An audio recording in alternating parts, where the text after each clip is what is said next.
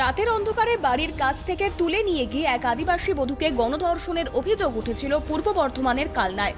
এই ঘটনা ফের আরও একবার রাজ্যের নারী নিরাপত্তাকে দাঁড় করিয়েছে প্রশ্নচিহ্নের সামনে। আদিবাসী বধূকে গণধর্ষণের অভিযোগকে কেন্দ্র করে শোরগোল পড়েছে বিভিন্ন মহলে। এদিকে গোটা ঘটনায় পুলিশের বিরুদ্ধে তদন্তে গড়িমসির অভিযোগ উঠেছিল। সিএনএ খবর সম্প্রচারিত হওয়ার পরে নড়ে চড়ে বসে পুলিশ প্রশাসন। ইতিমধ্যেই পুলিশ এক যুবককে গ্রেফতার করেছে, অপর এক যুবককে পুলিশ জেরা করছে। নির্যাতিতার বাড়ির সামনে পুলিশ মোতায়েন করা হয়েছে। তবে বাসিন্দাদের একাংশের মতে গোটা ঘটনায় রাজ্যের শাসক দল তৃণমূল পড়েছে যথেষ্ট অস্বস্তিতে। কার্যত ড্যামেজ কন্ট্রোলের জন্য বুধবার সন্ধ্যায় নির্যাতিতার বাড়িতে গিয়েছিলেন বর্ধমান পূর্ব জেলা পরিষদের সহসভাধিপতি দেবু টুটু। কিন্তু সেটা পাশে দাঁড়ানোর জন্য নাকি ঘটনাকে ধামাচাপা দেওয়ার জন্য তা নিয়েও ইতিমধ্যে প্রশ্ন উঠতে শুরু করেছে।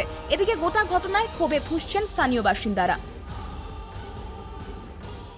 জীবনেও এটা দেখিনি, যাতে এটা নিরপেক্ষ তদন্ত করে যেটা বিচার হয় আর বিচার হয় সেই ব্যবস্থাই করছে। যে ওই গণধর্ষণ যেটা বলছে খুব খারাপ চোখেই দেখছি। এটা চাই যে উপযুক্ত সাজা হোক, যে দোষ করেছে দোষীকে সাজা হোক, এইটা পুলিশ নিরপেক্ষ তদন্ত করে বার করুক।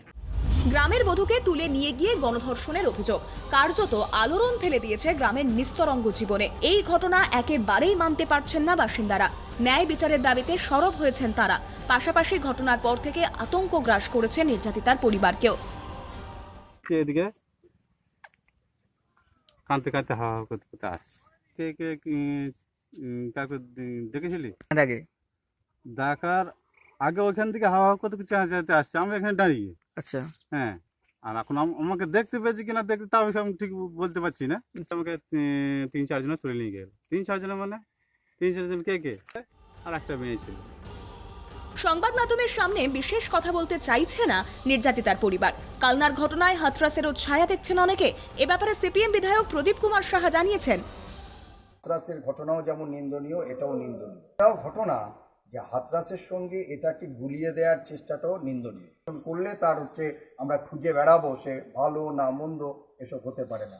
যাই হোক, আমাদের মূল বিষয়টা এটাই, সে ভারতবর্ষের যে কোনো প্রান্তে এই ধরনের ধর্ষণ, এই ধরনের ঘটনা ঘটলে আমরা বামপন্থীরা তীব্র বিরুদ্ধে।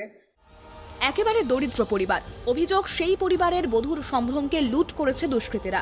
অভিযোগ এই মাঠেই তাকে তুলে নিয়ে গিয়েছিল দুষ্কৃতীরা। থমথমে হয়ে গিয়েছে গোটা গ্রাম। এ নিয়ে রাজনৈতিক চাপানোতর চলছে পুরো দমে। ঘটনার পর পুলিশ বসেছে গ্রামে, কিন্তু আগে কোথায় ছিল পুলিশের নিরাপত্তা?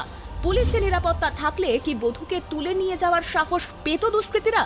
প্রশ্নটা উঠছে বাসিন্দাদের মধ্যে। কাটোয়া থেকে অরুণ সেনগুপ্তের রিপোর্ট, ক্যালকাটা টেলিভিশন নেটওয়ার্ক।